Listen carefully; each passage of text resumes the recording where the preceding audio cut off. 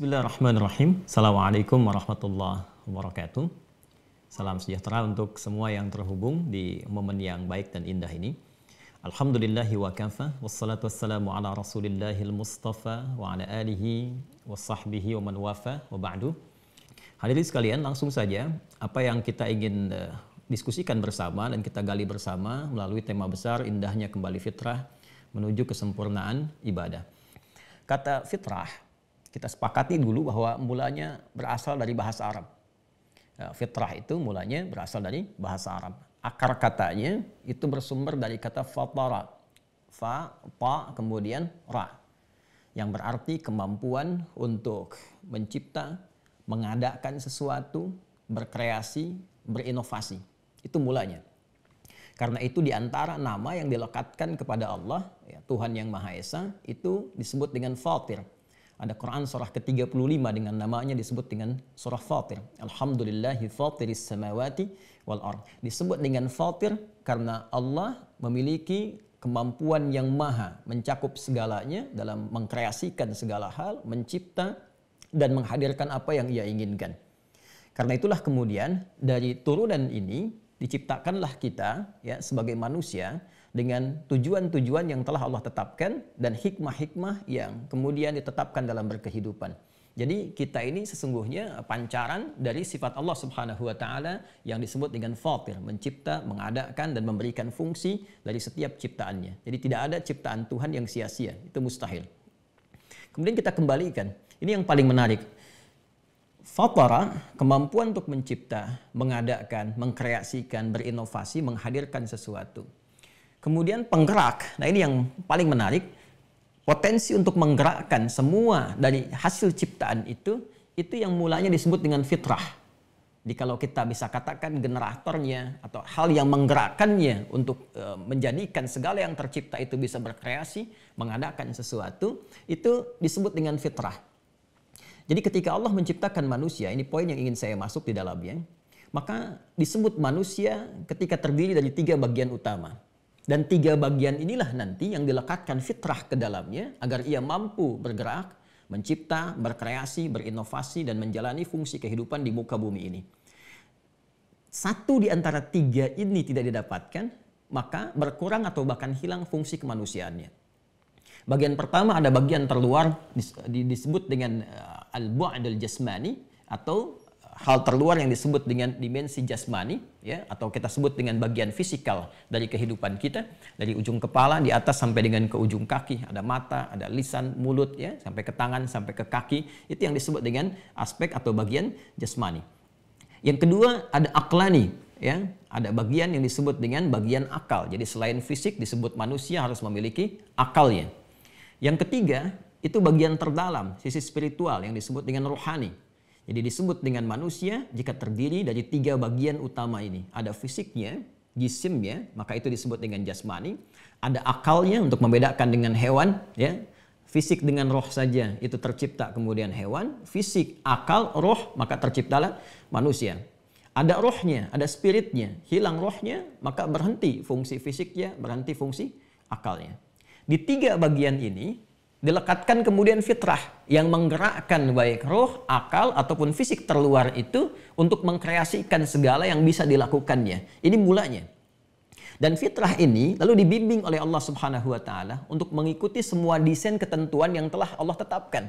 Desain itulah yang disebut dengan ibadah. Jadi ibadah jangan dibatasi kepada kebutuhan spiritual saja, tidak. Fisik kita pun ketika berkreasi, beraktivitas, Allah sudah membuat sebuah hukum, ketentuan. Ya, sebuah proses. Berjalan seperti ini, maka fisik sehat. Berjalan seperti ini, maka fisik kuat. Itu rule yang Allah buat, ketentuan yang Allah sudah desain, sudah disiapkan, yang membimbing kemudian fisik kita secara jasmani, akal kita ya sebagai gambaran pedoman yang membimbing nilai intelektualitas terkumpul di dalamnya, dan spirit kita atau roh kita untuk bisa mensupport bagian-bagian akal dan tubuh supaya bisa berkreasi, maka role-nya, ketentuannya itu yang disebut dengan ibadah. Frame-nya yang mencakup semua nilai ibadah itu disebut dengan din. Ya, din.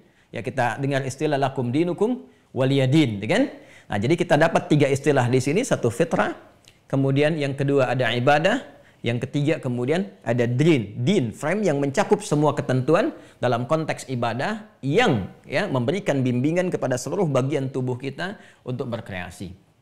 Nah, yang paling menarik kita akan bedah dulu nanti apa kaitannya dengan Ramadan, lalu sekarang Syawal dan bagaimana kita berkehidupan. Di konteks ibadah ini supaya tubuh bisa berkreasi dengan baik sesuai dengan petunjuk Tuhan, ya kita ambil logika sederhana dulu ya.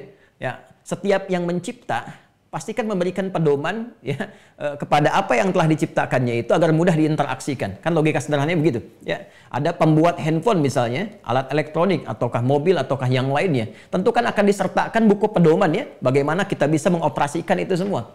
Ada persoalan, kita kembalikan kepada pembuatnya. Anda kalau punya masalah dengan handphone, Anda kembalikan kepada kantornya gitu kan, untuk bisa dilihat, dinilai dan sebagainya. Nah, Allah yang mencipta kita itu sudah memberikan desain berkehidupan kepada kita. Ini adalah anatomi kehidupanmu, manusiamu itu. Ini jalannya bagaimana itu bisa dikreasikan. Kemudian frame-nya seperti ini, begini cara memfungsikannya. Nah, buku pedoman atau kitab pedoman yang diberikan kepada kita untuk dibaca, dipelajari, diikuti, kemudian diimplementasikan dalam konteks mengaktualisasikan seluruh fungsi bagian tubuh kita, itulah kitab-kitab wahyu yang diturunkan sejak para nabi dan rasul bertugas untuk membimbing kita semua bagaimana menjalani fungsi kehidupan di muka bumi. Maka dari sinilah semua nabi yang pernah bertugas di muka bumi diberikan oleh Allah Subhanahu wa taala bimbingan berupa hudan namanya, bahkan sejak Adam alaihissalam. Nanti nama spesifik setiap hudan itu disesuaikan dengan setiap era manusia yang berkehidupan antar generasi untuk membedakan generasi kini dengan yang sebelumnya dengan yang sebelumnya. Jadi ketika Adam diturunkan pun sudah diberikan pedoman berkehidupan disebut dengan hudan. Al-Baqarah ayat 38, Quran surah kedua ayat 38. Qulna bitu minha jami'a fa imma ya'tiyannakum minni huda faman tabi'a hudaya fala khaufun 'alaihim wala hum yahzanun. Demikian ke Nabi Nuh, ke Nabi Ibrahim, ke Nabi Musa misalnya, ke Nabi Isa sampai Nabi Muhammad sallallahu alaihi wasallam. Nama hudan itu untuk membedakan dengan setiap generasi dan fungsi dari itu, maka diberikan nama-nama spesifik untuk membedakannya. Seperti Nabi Muhammad SAW diberikan kitab berupa Al-Quran. Al-Quran itu hudan, pedoman berkehidupan. Bagaimana kita menjalani berkehidupan, di situ kemudian ada aturan dan ketentuannya. Quran surah kedua Al-Baqarah ayat 185. Syahrul Ramadan alladzi unzila fihi al-Quran hudan linnas. Ya, di bulan Ramadan diturunkan Al-Quran, isi dari semua wahyu di Al-Quran itu adalah pedoman berkehidupan bagi semua manusia dalam rangka menggerakkan seluruh bagian tubuhnya untuk beraktivitas dalam konteks membangun dan memakmurkan kehidupan di bumi. Musa dapat Taurat. Taurat itu namanya, fungsinya hudan. Quran surah ke-17 di ayat yang kedua, wa ataina Musal kitaba wa ja'alnahu hudan li bani Israel. Demikian Isa alaihissalam menerima Injil dan seterusnya sampai ke belakang. Nah, dari tiga bagian ini, ya baik itu tubuh kita terluar jasmani, akal kita yang mengkonstruksikan segala pemikiran kita secara ilmiah, ataupun spirit roh kita yang memberikan nilai-nilai keutamaan, yang memberikan pedoman kepada akal dan fisik bagaimana beraktivitas, semua itu kalau kita riset dalam Al-Quran, pedoman-pedoman yang bisa kita lihat, diberikan oleh Allah potensi-potensi terbaiknya, yang sekiranya bila itu diikuti, kita bisa beraktivitas secara sempurna, menjadi manusia yang ideal, dan sesuai menjalankan fungsi kehidupan kita berada di muka bumi ini. Sesekali kita mesti merenung ya, kenapa kita ini ada di sini?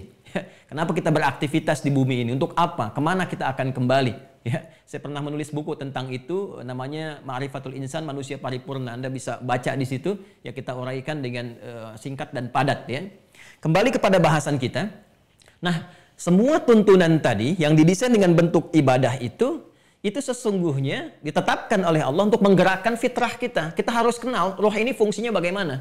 Kenapa kita gelisah? Kenapa ada iri hati? Kenapa ada dendam? Kenapa ada sabar? Kenapa ada jujur? Nah, itu bukan fungsi fisik. Jadi kalau Anda ada masalah pun di fungsi-fungsi spiritual di roh, nggak akan Anda temukan lewat obat fisik. Ya, Anda nggak mungkin datang ke klinik, ke rumah sakit menanyakan, saya ini pusing, sebabnya apa? Tetangga saya misalnya dapat kulkas baru, saya pusing gitu. Itu nggak akan ditemukan obat fisiknya. Tapi harus kenal tentang fungsi spiritual kita.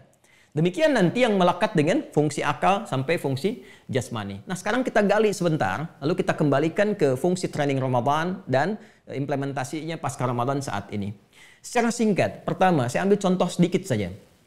Al-Quran memberikan jalan kepada kita tentang fitrah jasmani, fitrah fisik. Ya, Quran surah kedua Al-Baqarah ayat 168, saya berikan contoh. Ya ayyuhan nasu, hai semua manusia. Kalau saya ingin detilkan sedikit, kalau ada panggilan di Quran dengan kalimat ya ayyuhan nasu, itu artinya ayat yang disampaikan, informasi yang ingin disampaikan itu sifatnya universal. Tidak mengikat satu keyakinan saja. Kalimatnya ya ayyuhan nas. Bahkan dipanggil dengan menggunakan ya, disebutkan 361 kali dalam Al-Quran, yaitu panggilan yang menjangkau semua kalangan tanpa kecuali. Baik dekat, menengah, ataupun jauh. Jadi hukum yang ingin disampaikan, hukum yang mengikat kepada setiap manusia, informasi dari Tuhan tanpa kecuali. Dan semua kita pasti butuh ini. Ya, kata Allah, ya ayyuhan nasu. Ya, saya tegaskan pada kalian, saya ingatkan. Itu fungsi ayyuha, disebutkan 150 kali dalam Al-Quran. Ayyunya itu untuk menegaskan, haknya untuk mengingatkan. Kata Allah, hei semua manusia, tanpa kecuali, aku ingatkan.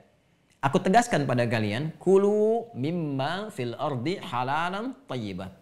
Silahkan menyebar kemanapun di muka bumi. Silahkan beraktivitas di setiap tempat yang mampu engkau jangkau.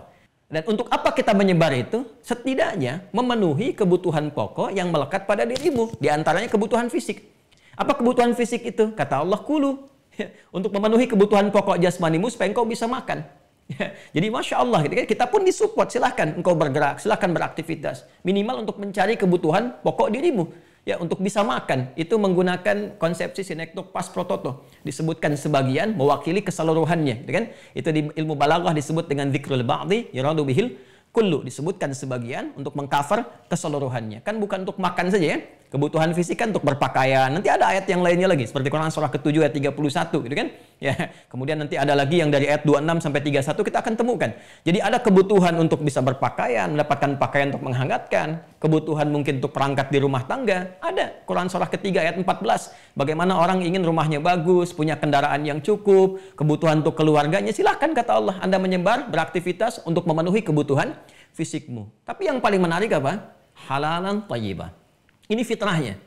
Fitrah kamu itu, kalau fisiknya ingin kuat, ingin baik, ingin tidak punya masalah, segala perangkat yang engkau interaksikan dengan fisikmu itu benar, maka yang dilakukan pertama mesti halal, legal. Jangan sampai berbuat yang tidak legal. Anda bekerja, jangan sampai menyimpang. Nanti turunannya banyak nanti di ayat-ayat yang lainnya diberikan contoh. Jangan korupsi, jangan mencuri, jangan menipu, jangan bikin hoax. Itu turunan dari ayat detilnya. Jadi fitrah kita itu ketika diciptakan, sebetulnya semua bagian tubuh kita itu dianjurkan dan diarahkan mengarah kepada yang baik. Maka lawan dari baik yang buruk ini diberikan hukum haram. Haram itu seakar dengan kata hurmah, sesuatu yang terhormat. Jadi diberikan hukum haram ini untuk mencegah kehormatan manusia itu runtuh di hadapan Tuhan. Jangan kerjakan ini. Kenapa diharamkan? Karena ini bisa mengurangi kehormatan kamu di hadapan Allah. Bahkan meruntuhkan kehormatanmu di hadapan manusia. Bukankah seseorang ketika berbuat korupsi, lalu ditangkap, kemudian diekspos dan sebagainya, bukankah meruntuhkan kehormatan dirinya? Yang kadang-kadang dia yang berbuat, anak yang menanggung, istri yang menanggung. Karena itulah kemudian muncul hukum haram dari aspek-aspek materi fisikal, ya, yang bersentuhan dengan materi fisik kehidupan kita. Dari apa yang didapatkan itu secara halal, nanti semua fungsi fisik tuh, baik fungsi seksualnya misalnya biologisnya, maka dibuat hukum, dilegalkan namanya hukum nikah. Maka muncul turunan nikah. Ini yang boleh kamu nikahi, begini cara menikahnya, jangan lakukan ini, jangan berzina, jangan menyimpang, karena bisa meruntuhkan kehormatanmu. Dan bahkan lebih besar lagi, bisa merusak tatanan berkehidupan yang sudah Allah desain hidup harmoni untuk melahirkan keturunan yang terbaik, yang bisa mengelola bumi. Ya. Ini gambaran yang pertama yang Allah sampaikan. Halalan, lakukan dengan cara yang legal, jangan melanggar aturan, begini cara mengerjakan, ini cara menjauhinya. Kemudian, thayyibah. Dari apa yang didapatkan secara legal itu, maka kamu cari yang bermanfaat untuk tubuhmu. Thayyib itu memenuhi aspek kebutuhan, bukan memenuhi apa yang segala yang diinginkan. Ingat itu. Ya. Jadi kalau kita bawa ke dalam dunia konsumtif misalnya, kata Allah silahkan kamu butuh makan-makan. Apa yang cocok untuk tubuhmu?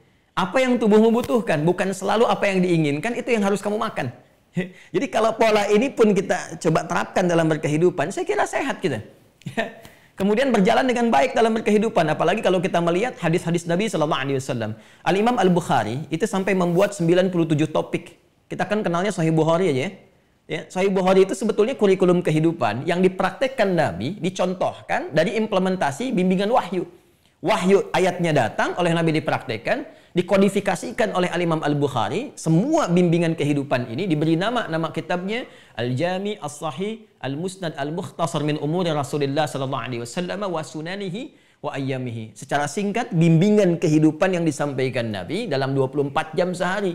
Di antara bimbingan itu ada tentang kitabut ta'am, bimbingan tentang materi bagaimana kita berinteraksi dengan makanan. Bahkan diatur cara makan bagaimana, berapa kadar yang kemudian bisa kita konsumsi, jauhi aspek ini yang bisa mengganggu kesehatan, itu sampai komplit 97 topik. Ya, jadi bagian yang pertama, ketika kita berbicara fitrah, indahnya kembali ke fitrah. Dan dikaitkan dengan kebutuhan fisik kita, maka sejatinya flashback ke Ramadan. Ramadan mengajarkan kepada kita bagaimana secara jasmani tubuh kita itu mengonsumsi segala yang dibutuhkan secara teratur. Kapan makan, kapan berbuka, apa yang dibutuhkan, apa yang tidak dibutuhkan. Coba kita jujur melihat ke belakang saat puasa. Bukankah tidak semua yang kita inginkan kita makan? Bukankah lebih teratur cara kita mengonsumsi segala hal untuk kebutuhan fisik kita? Dan itu ternyata menyehatkan kan? Makanya komen Nabi pertama yang disampaikan tentang manfaat puasa dan di-like oleh para sahabat, di-share sampai dengan ke kita, itu sumu tasihhu. Kalian puasa, kalian sehat. Karena itu risalah puasa ternyata bukan hanya diberikan pada umatnya Nabi Muhammad SAW. Tapi statement pertama yang Allah sampaikan kepada kita, kama kutiba 'alal ladzina min qablikum. Ya, Quran surah kedua ayat 183. Orang dulu pun diberikan syariat itu. Ternyata desain puasa itu salah satunya apa? Untuk mendorong keadaan jasmani kita lebih sehat, lebih kuat. Ya, itu gambaran pertamanya. Di puasa kita bukan hanya menjadikan kita lebih taat secara spiritual, tapi kaitannya dengan konteks jasmani kita, memberikan pencerahan kepada kita, sekaligus memberikan pendidikan kepada kita bagaimana mengelola fungsi tubuh ini dengan baik, agar supaya bisa menjalankan fungsi-fungsi kehidupan dengan cara yang benar. Ini bagian yang pertama. Saya belum tambahkan aspek-aspek yang lain seperti olahraga misalnya. Ada. Ya. Kalau kita gali baik di Quran ataupun di hadis kita temukan. Kata Nabi, "Alimu auladakum as-sibahati war-rimayah." Ajarkan anak-anakmu supaya sehat, latih badannya, ajarkan dengan berenang dan memanah. Ya, coba lihat. Begitu visionernya Nabi memberikan pencerahan kepada kita. Kalau memanah itu wajar. Dari dulu sudah ada panahan. Tapi berenang, ya bisa ditemukan di mana padang pasir. Begitu banyak yang Nabi mengajarkan sahabat, silahkan berenang. Di mana berenangnya? Ini memberikan visi yang sangat panjang kepada kita bahwa ini di antara fungsi olahraga ini yang bisa menyehatkan. Berenang itu kan kalau kita riset bagian otot tubuh kita, ke saraf-saraf dan sebagainya, itu sangat terstimulus untuk kembali lebih sehat, lebih baik gitu ya. Seakan Nabi memberikan gambaran yang satu hakiki, yang kedua majazi kalau dalam ilmu balaghah itu. Cari olahraga yang bisa menyehatkan tubuhmu. Seperti renang, kalau kita tarik sekarang misalnya panahan bisa olahraga menembak gitu kan. Kemudian juga berenang bisa diturunkan lagi, mungkin muncul tenis meja, mungkin muncul bulu tangkis dan sebagainya. Spiritnya, apa yang bisa menyehatkan tubuhmu, itu yang kamu latih supaya kamu kuat. Ya.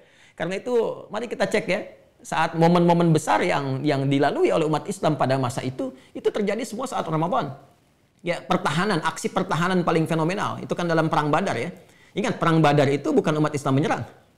Dan dalam syariat jihad itu bukan menyerang, bukan mengekspansi. Tapi membela kehormatan diri ketika dihadapkan pada ekspansi dari pihak lain. Ya, yang akan datang menghancurkan dan memberikan pengaruh-pengaruh buruk, maka dipertahankan. Nah itu bagian dari bela negara. Ya, bela komunitas, bela masyarakat, dan bela iman. Pada masa itu luar biasa. 313 orang kurang lebih, ya melawan 3 kali lipatnya, kurang lebih 1.000 orang, itu terjadi saat Ramadan.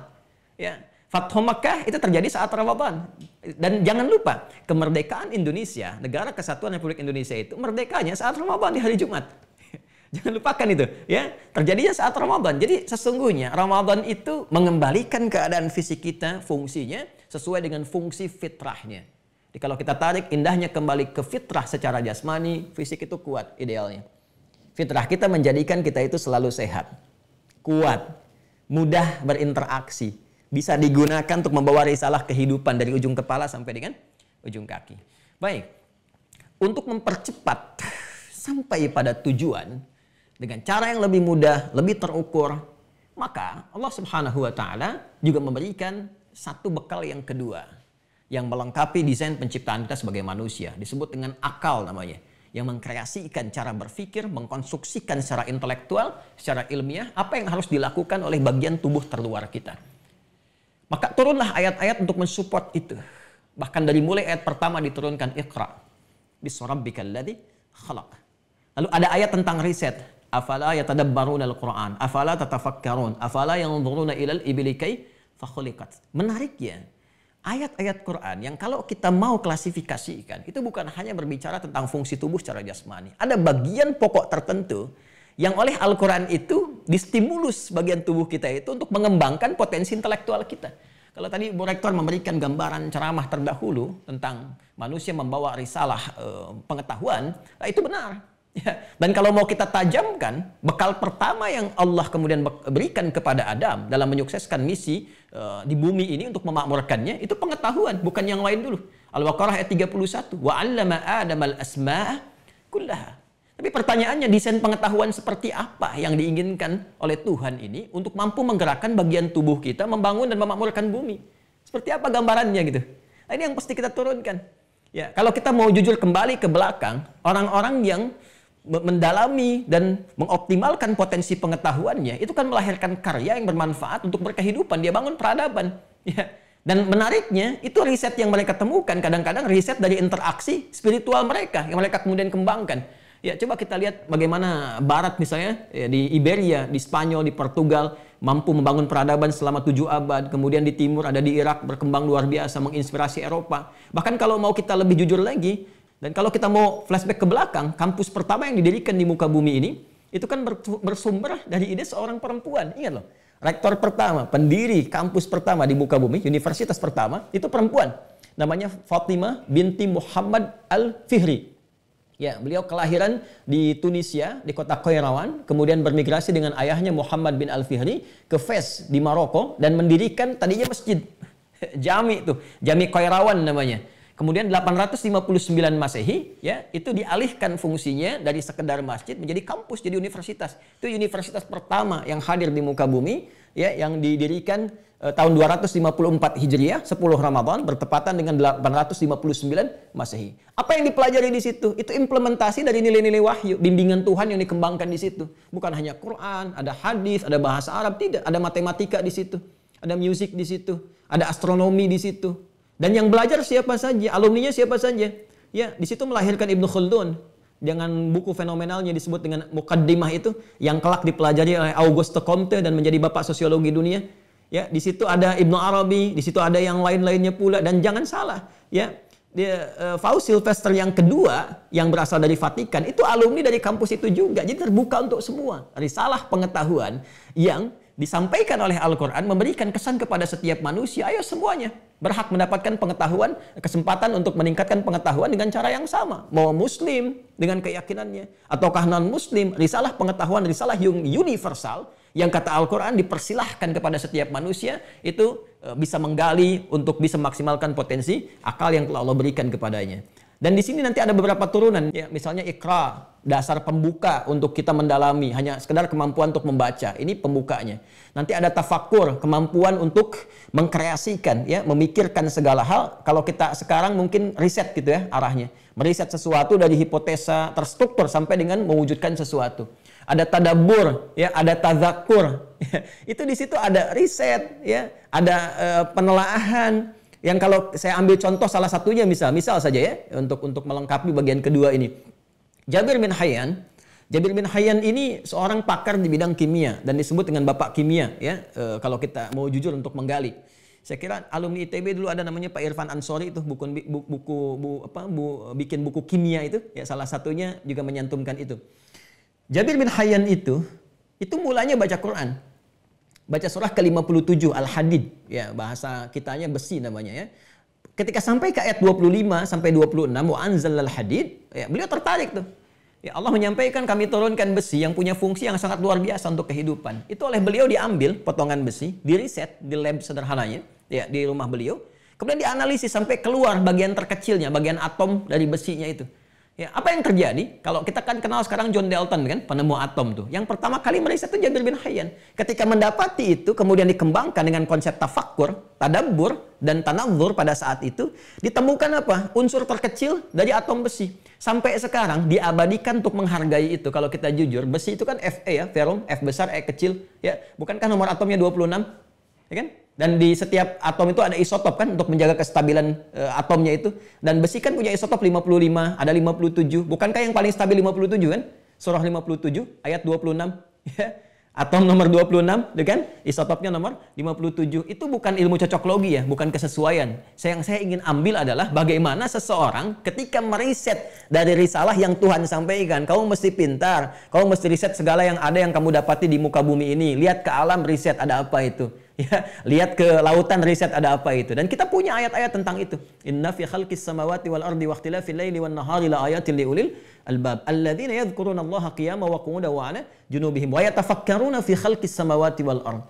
Hamba Tuhan yang baik itu, yang soleh itu, yang berkemajuan itu adalah hamba yang mampu mengkreasikan potensi akalnya untuk meriset segala yang mampu dia jangkau di langit dan di bumi, kata Allah. Lalu temukan semua itu untuk membangun kemaslahatan di bumi sekaligus meyakinkan tentang keberadaan Tuhan yang telah menciptamu. Itu bagian kedua. Jadi kalau cuman Anda sampai riset saja, sampai riset dan gak menemukan Tuhan, itu belum komplit. Belum komplit, karena desain menampilkan keilmuan itu sesungguhnya untuk menyadarkan supaya kita menemukan Tuhan yang sesungguhnya yang telah mencipta kita dan menghadirkan itu dalam kehidupan kita. Ini bagian yang kedua. Yang kedua ini pernah saya stimulasikan saat saya mengajar di Masjid Salman itu. Ya, saya duduk dengan beberapa teman, saya challenge, ayo kita riset yuk, banyak ayat-ayat dan hadis-hadis tentang riset. Ya, saya pernah bilang sekitar 2-3 tahun lalu lah, ya. Kalau kita sekarang dapati misalnya hadis tentang mencuci najis anjing itu, ya, 7 kali, salah satunya pakai tanah, yang lainnya pakai air kan. Saya pernah sampaikan ke teman-teman, coba dicek deh, apa kandungan unsur tanah yang ada di dalamnya? Apa kaitannya dengan najis itu? Ada bakteri apa tuh? Ya, di liur anjing itu sampai harus ada kandungan tanah tertentu untuk bisa menggugur atau mematikan kuman-kuman atau bakteri yang dimaksudkan. Lalu coba, bisa nggak kreasikan itu menjadi sabun? Saya kira kemarin sudah jadi tuh, ya, salah satunya itu. Itu gambaran-gambaran yang kita bisa hadirkan dalam berkehidupan. Orang dulu baca surah Al-Mulk bisa bikin prototipe pesawat terbang. Ya. Orang dulu baca surah Al-Hadid bisa merumuskan turunan-turunan dari aspek kimia. Sekarang kiranya kita bisa saling bersinergi, jangan batasi dengan aspek keimanan. Mungkin kampus A atau ada di Stanford tadi, ya, atau ada di kampus-kampus yang lainnya punya pendekatan yang bagus. Ayo coba duduk sama-sama, sinergi, riset, kembangkan. Kalaupun bisa berbeda dalam aspek keagamaan, tapi kita bersepakat dalam aspek membangun sisi kemanusiaan. Karena di Quran itu ada 2 risalah, risalah keagamaan, risalah diniyah, ya, yang kedua risalah universal, risalah insaniyah. Fungsi yang pertama adalah mempertanggungjawabkan keberadaan kita di hadapan Tuhan. Fungsi yang kedua adalah bagaimana kita membangun harmoni dalam berkehidupan. Yang terakhir, tidak disebut manusia kalau tidak punya roh. Rohaninya, spiritualnya. Jadi kalau cuma jasad dengan akal, nggak ada rohnya, itu namanya mayit gitu kan. Sudah tidak ada kehidupannya, karena adanya roh itu ditiupkan untuk memberikan generator penggerak kita berkehidupan. Oke, fisiknya bagus, ilmunya hebat, terkenal dan sebagainya. Wawasannya luas, literasinya banyak dan seterusnya. Tapi spiritnya kosong. Maka ilmu yang tidak dibimbing oleh nilai-nilai spiritual berpotensi bisa merusak. Berpotensi bisa merusak. Alih-alih membangun harmoni dan kemakmuran di tempat yang dipijak, dia bisa mendatangkan madarat. Ingat, seorang yang intelektualnya rendah mencuri, yang dia curi dan tetap salah, barangkali ayam, ya kan? Ataupun hal-hal kecil. Tapi ketika pencurian disupport oleh nilai intelektualitas yang tinggi, maka korupsinya bisa besar-besaran. Pencuriannya bisa tidak terukur. Karena itulah kemudian Allah tidak menginginkan ada orang-orang yang datang kemudian di masa-masa yang akan datang hadir dengan intelektualitas tinggi namun juga dengan nilai spiritual yang rendah. Iblis itu bahasa Yunaninya disebut dengan diabolis. Diabolis itu intelektual yang kebelinger. Jangan dikira nggak pinter iblis itu. Iblis itu pinter. Bahkan punya strategi yang sangat luar biasa. Ya, makanya orang-orang soleh pun masih kena juga berbuat jahat kan. Orang-orang pintar masih salah juga kan. Banyak ahli hukum yang dihukum ya. Banyak orang-orang yang terlihat seperti pintar tapi merusak cara berpikirnya. Itu dulu sudah banyak yang seperti itu. Ya, di masa Firaun tuh paling komplit. Masa Firaun paling komplit. Makanya kisah Musa sering diungkap dalam Al-Quran. Karena itu manusia butuh untuk menghidangkan menu atau menyantap menu-menu spiritualnya. Bukan hanya menu fisikal. Bukan hanya menu akal dengan belajar. Anda belajar silakan dari yang paling rendah sampai yang paling tinggi supaya pintar. Bagus. Tapi kalau spiritualnya juga tidak diberikan nutrisinya, kebutuhannya, maka ini yang berbahaya. Ini yang sangat berbahaya. Dendam, iri hati, buruk sangka, ya, saling bertikai, hoax yang sekarang sedang kita tangani banyak hal. Itu pada mulanya bersumber dari penyakit roh. Penyakit rohani. Yang tempatnya ada di nafas. Nafas tempatnya ada di kolbu. Kolbu ini yang harus di-manage. Sehingga sering muncul sekarang pelatihan manajemen kolbu dan sebagainya. Ini tempat spiritual. Menunya apa? Jadi kalau fitrah fisik tadi makanan-makanan yang menyehatkan, fitrah akal tadi ya menu-menu pengetahuan yang menambah intelektualitas, tapi kalau menu yang terkait dengan spiritual itu Allah langsung hidangkan tersendiri dalam bentuk menu-menu ibadah ritual. Jadi ibadah itu konteksnya bagian tubuh kita semua ibadah. Fisik kita ibadah, akal kita ibadah, spirit kita ibadah. Disitulah kita butuh sholat. Disitulah kita butuh sholat. Di situ kita butuh ngaji. Jadi sholat itu desain utamanya pada awalnya adalah untuk memenuhi kebutuhan roh. Ya, karena itu Quran surah ke-20 misalnya Thaha ayat ke-14. Ya, ketika Allah menyampaikan innani anallahu la ilaha illa ana fa'budni wa aqimis salata lidzikri. Saya Allah, nggak ada Tuhan selain Allah, kata Allah ya. Fa'budni, maka sembah saya lewat ibadah.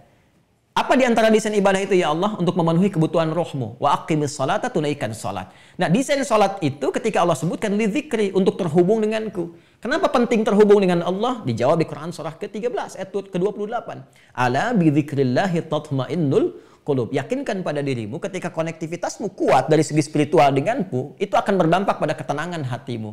Nah, tenang itu di antara hal yang paling penting dalam menggerakkan akal kita untuk berpikir dan tubuh kita untuk bergerak. Silakan lihat orang-orang yang selalu gelisah, yang tidak tenang, yang terisi oleh penyakit-penyakit yang kadang-kadang bisa berpengaruh kepada bagian fisik dan akalnya. Sumbernya dari mana? Dari roh. Maka di sini butuh sholat, di sini butuh kita interaksi dengan Quran, di sini ada amalan-amalan lain, dan di antara sekian desain yang menggabungkan semua fitrah, baik itu tubuh, akal, ataupun roh, itu adalah puasa, siam. Maka saat Ramadan kita dilatih banyak menunaikan sholat. Saat Ramadan jangan salah, kita dilatih untuk banyak meriset, ngaji, lihat, banyak baca, tumbuhkan literasi. Makanya di kita ada kultum kan, untuk menambah pencerahan, literasi dan sebagainya. Saat yang bersamaan kita mengatur cara fisik kita untuk bisa digunakan secara benar, diatur dengan baik. Itulah fitrah. Jadi kalau kita ingin mengatakan kembali kepada fitrah, maka ini artinya kembali kita melihat kondisi diri kita secara sehat dengan 3 dimensi tadi. Secara spiritual juga sehat, secara rohani, secara akal juga sehat. Sehatnya akal artinya benar dalam berpikir, semangat dalam belajar, semangat dalam mengajar, tidak berhenti dengan batasan-batasan mencari ilmu, dan semangat yang terakhir adalah terkait dengan fisikal, bagaimana kita menggunakan bentuk fisik ini secara baik. Kalau kita mau gabungkan jujur saja bagian terakhirnya, coba kita lihat semua desain ibadah di dalam Islam itu ternyata menerangkan dengan detail perintahnya, alasannya, contohnya, hasilnya yang menggabungkan semua 3 bagian apa yang tadi saya sebutkan. Contoh sholat. Ya, ketika Allah sampaikan inna sholata tanha 'anil fahsya wal munkar. Kenapa kamu harus sholat? Supaya jiwamu baik. Ketika jiwamu baik, akalmu akan baik. Ketika akalmu baik, maka fisikmu akan baik. Nah, orang yang senantiasa memenuhi kebutuhan jiwanya dengan cara yang tidak benar, tidak mampu mengatur spiritnya, maka itu yang berpotensi menghadirkan nafsu, mengendalikan keadaan dirinya sehingga menyebabkan pikirannya tidak baik dan tindakan-tindakan pun tidak sesuai dengan apa yang Tuhan inginkan. Konsepsi untuk memenuhi ini semua itu yang disebut dengan ibadah. Ibadah punya menu disebut dengan hudan, petunjuknya ada di Quran. Kemudian detail prakteknya ada di hadis-hadis Nabi sallallahu alaihi wasallam. Contohnya itu yang bisa kita ikuti. Terakhir, bila pun ada umat Islam yang telah berpuasa, tapi lisannya masih belum tertata dengan baik, pikirannya masih tidak benar seperti yang diinginkan oleh Al-Quran dan hadis-hadis Nabi, dan spiritnya masih belum berkembang, maka sesungguhnya dia belum kembali kepada fitrah berkehidupannya seperti apa yang Allah inginkan. Saya kira ini secara singkat yang mampu saya sampaikan, mudah-mudahan berkenan ya, dan mudah-mudahan bisa kita tangkap dengan utuh untuk kita implementasikan dalam berkehidupan. Mari kita berdoa kepada Allah Subhanahu wa taala, mudah-mudahan doa kita dikabulkan dan semoga Allah merahmati kita semua. Allahumma taqabbal minna innaka antas samiul alim wa tub alaina innaka antat tawwabur rahim. Nahmaduka 'allamtana kama nahmaduka ya Allah hamdan kama 'allamtana an nahmadak wa nashkuruka syukran kama 'allamtana an nashkurak. Rabbana 'allimna ma yanfa'una. Ya Allah, mohon ajarkan kepada kami berbagai ragam pengetahuan yang bermanfaat untuk kami dunyana wa ukhrana, di dunia ini dan di akhirat kami saat kembali kepadamu. La tada'alana fi maqamina hadza dhanban illa ghafartah. Ya Allah, jangan biarkan siapapun terhubung dengan acara ini jika memiliki kesalahan, dosa, kecuali sebelum berpisah engkau gugurkan seluruh dosa-dosanya. Wala hamman illa farajtah. Jika ada yang merasakan kegelisahan di jiwanya, maka mohon jangan biarkan terpisah dengan kami di acara ini kecuali engkau telah tenangkan keadaan hatinya. Wala dainan illa qadaitah. Dan bila pun memiliki kesulitan dalam finansial, maka mohon ya Allah luaskan rezeki mereka untuk dapat memenuhi kebutuhan hidupnya. Wala asiran illa yasartah. Dan jika ada yang memiliki kesulitan dalam kehidupannya, di pekerjaan, rumah tangga, kehidupan sosial, maka mohon ya Allah dengan kesungguhannya untuk kembali mudahkan dan ringankan serta hilangkan segala kesulitannya. Rabbana atina fid dunya hasanah wa fil akhirati hasanah wa qina adzabannar. Wa sallallahu ala sayyidina Muhammad wa ala alihi wa sahbihi ajma'in. Wa akhiru da'wana alhamdulillahi rabbil alamin. Terima kasih semuanya. Assalamualaikum warahmatullahi wabarakatuh.